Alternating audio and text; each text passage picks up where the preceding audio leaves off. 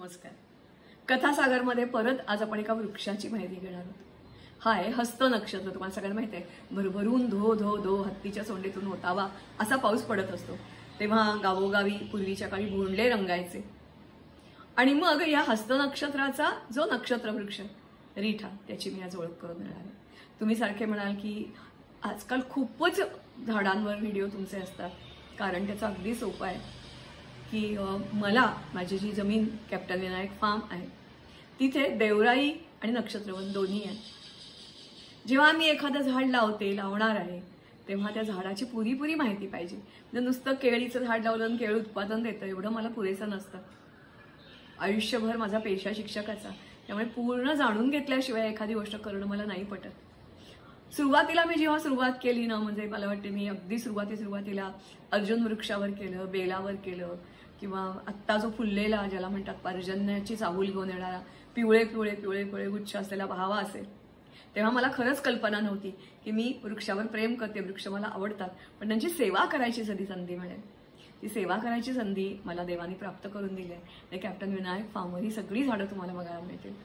त्याच्यापैकी देवांचा प्रिय म्हणजे आत्ता म्हटलं तसं आराध्य दैवत हस्ताचा असा हा रिठा. खरं तर याला इंग्रजीमध्ये सोपनट असं म्हणतात, कारण तुम्हाला माहित आहे की त्याची सालं अशी चुरगळली किंवा बिया जर आपण कुठल्या भिजत टाकल्या त्यातून फेस तयार होतो. आणि त्याच्याशिवाय मग त्याला संस्कृतमध्ये तर याच्यावर खूप अभ्यास, म्हणजे इंग्रजी आणि त्या वनस्पतीशास्त्र हे खूप आत्ता आलं, पण वेद पुराण निरनिराळ्या आपण काय म्हणतो त्याला की ग्रंथांमध्ये ह्या सगळ्या वृक्षांची त्याला माहिती आढळते. कुंभ, बीज, फेना, फेनिल, रक्षाबीज, आरिष्टक, घरपापरी, मंगलाय, रीटा करनजा, गुच्छ पुष्प अशा वेगवेगळ्या नावांनी हा रिठा ओळखला जातो. खरं तर रिठा आपण शहरातले लोक रिठ्याचं फळ बघतो, काही जण ते पण बघत नाही. पण आधी आपण रिठा जो काही आहे त्याच्याविषयी थोडी, ते झाड दिसतं कसं, ती फळं कशी असतात, ती धरतात कधी, पिकतात कधी, फुलतात कधी, त्याला फुलं येतात का, याच्याबद्दल आधी माहिती बघूया आणि मग पुढे जाऊया. चला. सोन्याचे दागिने, चांद्याची भांडी, लोकरी किंवा खास करून रेशमाचे कपडे धुण्यासाठी प्रत्येकाच्या घरात हा रिठा येईल.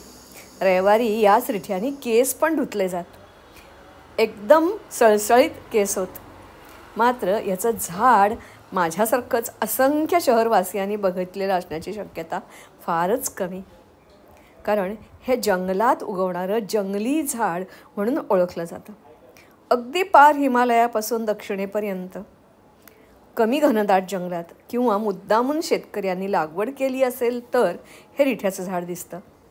आजकाल शेतीचा पॅटर्न बदलतोय आणि मग काही शेतकरी जाहिरात करतात, 1 एकरात रिठा लावा आणि 10 लाख कमवा. असं हे उत्पन्न मिळवून देणारं आयुर्वेदिक युनानी औषधात महत्त्वाचं असं भाग असणारं रिठ्याचं झाड, उंच 70 वर्ष आयुष्य असणारं. जेव्हा इतर झाडांना पानगळ झालेली असते, फुलं नसतात, तेव्हा ह्यांना आंब्याच्या मोहरासारखी ही बारीक पांढरट हिरवट फुलं येतात. याची खोड मात्र असं खडबडीत खवले असलेलं असतं. काही दिवसांनी ही खवल्याची ही जी साल असते ही गळून पडते आणि मग तुकीत अशा प्रकारचं खोड दिसायला लागतं. त्याच वेळेला साधारणपणे पानगळ जर फुलांची गळ सुरू होते, म्हणजे फुलं पडतात, शेकडो फुलांचा सडा जमिनीवर घातला जातो आणि अर्थातच फुलं गळली की मग त्या ठिकाणी फळं धरायला सुरुवात होते.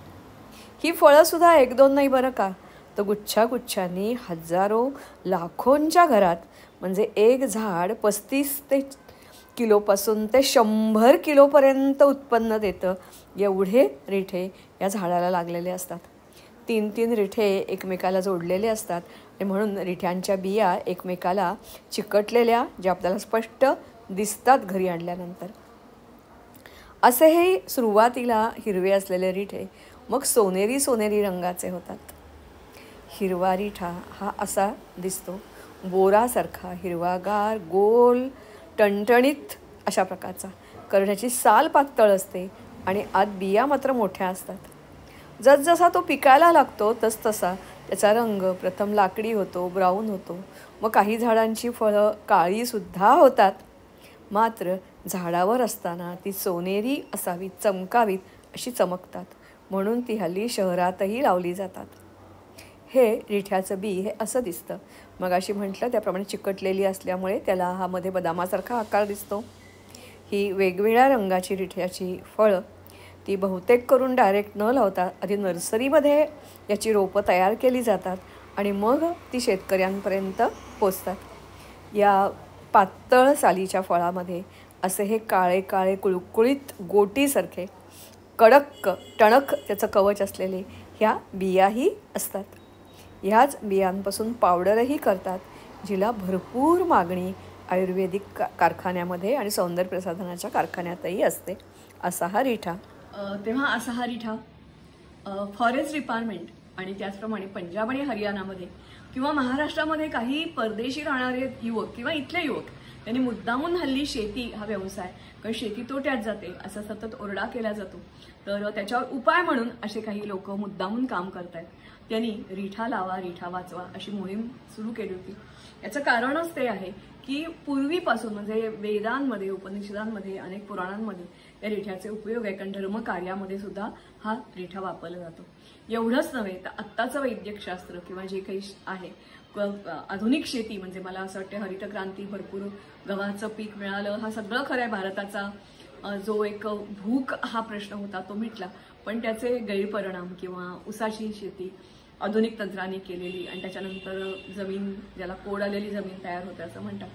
तेव्हा आपली जी पारंपरिक पद्धती होती, जे गुरुशास्त्र किंवा सगळ्यांना माहिती आहे की आयुर्वेद आणि धन्वंतरी यांनी त्यांच्या अनेक चेल्यांनी अनेक प्रयोग केल्यानंतरच हे उपाय सांगितले असतील ना। उदाहरणार्थ रिठ्याचा एक उपयोग सांगितला जातो की तुमच्या पोटात जर विष गेलाय असं असेल तर रिठ्याची पावडर आहे ती तुम्ही घ्या आणि कशी घ्यावं ते सांगितलेलं असतं। तुम्हाला उलटी होईल आणि तुम्हाला बरं वाटेल। आता डायरेक्टली तर आपण काही असं करायला जाणार नाही, आपण डॉक्टरचा सल्ला नक्की घेऊ, पण कोणीतरी पहिल्यांदा हे असं केलं असणार आणि मग आपल्याला सांगितलेलं असणार, तेव्हा आपण शंका घेऊया नको। आपल्या बाबतीत आपण एवढंच लक्षात ठेवूया की आपल्याला जर वनशेती करायची असेल तर रिठा त्याच्यामध्ये जरूर लावायचा आहे। दुसरी गोष्ट, जर रिठ्याचं झाड आहे कोणी कापायला आलं तर त्याला मनाई करायची। काही वेळेला वृक्ष छाटणारे BMCचे त्याला परमिट आहे असे जेव्हा लोक येतात तेव्हाही मला असं वाटतंय की मी बरेच वेळेला त्यांच्याशी वाद घालते, कारण ज्या पद्धतीने ते झाड छाटतात ती पद्धत अयोग्य असते आणि मग काही दिवसांनी ते झाड मरून जातं, कारण त्याला प्रॉपर काळजी काटल्यानंतर जी घ्यायला पाहिजे ती घेतली जात नाही आणि मग ते कुजतं, बुरशी लागते आणि मग मरून जातं। म्हणजे झाडं छाटून जो काही त्यांना करायचं असतं त्याच्या झाडं मारण्याचं काम जणू काही ते करतात असं काही वेळेला वाटतं। तो भाग आपण बाजूला ठेवूया। आता आपण पुढे एवढंच बघूया की याला त्रिदोषकारक, गरम अशा प्रकारच्या प्रवृत्तीचा, नंतर गर्भाची ताकद वाढवणारा, वमनकारक अशा प्रकारे म्हटलं जातं। याच्यापासून तेल आणि गोंद सुद्धा निघतं। रिठ्याच्या फळाची पावडर केली जाते आणि ती विंचूदंश असेल किंवा साबण, शॅम्पू, सौंदर्य प्रसाधनं, त्याचप्रमाणे केसांसाठी डिटर्जंट, तसंच ते यांची डिटर्जंट पावडर्स, दमाविकार अशा प्रकारे, गरमी लागते अशा प्रकारे कोणत्याही विविध प्रकारच्या रोगावर हे उपयोगी पडतं। तेव्हा असा हा रिठ्याचा वृक्ष। आजकाल मी म्हटल्याप्रमाणे याची जी गोल्डन रंगाची फळं असतात ना त्यासाठी लावलं जातं। एवढंच नव्हे, असं म्हटलं जातं की रिठ्याची माळ किंवा रिठा तुम्ही जर रविवारी स्वतःच्या जवळ बाळगला तर रवी, म्हणजे जसा हा हस्त नक्षत्राचा वृक्ष आहे तसाच हा रवीला प्रिय अशा प्रकारचा वृक्ष आहे।